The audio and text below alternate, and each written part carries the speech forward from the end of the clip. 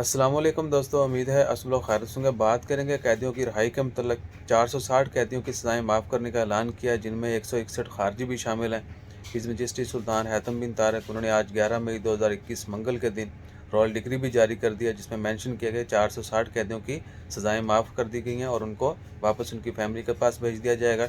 161 जो हैं वो खारजी भी शामिल हैं। हर साल ईद के मौका पर जो है, इवन कि पूरी दुनिया में है, मुस्लिम ममालिक में स्पेशली ईद के मौका पर बहुत सारे कैदियों की सज़ाएँ माफ़ की जाती हैं। उनको जितने भी जो भी वायलेशन होती है वो ख़त्म की जाती है, उनको उनके पैरों के पास वापस भेज दिया जाता है। Good luck for them and appreciate to His Majesty Sultan Haitham bin Tariq कि इन्होंने मज़ीद कैदियों को जो है रहा किया है। इससे पहले भी हर साल जो है कुछ लोग अपनी तरफ से, इवन के वो अपना पर्सनैलिटी जो है वो ज़ाहिर नहीं करते, अपनी आइडेंटिटी जो है वो ज़ाहिर नहीं करते और बहुत सारे लोगों के जुर्माने पे करके उनको भी जेल से रहाई दिलवाते हैं।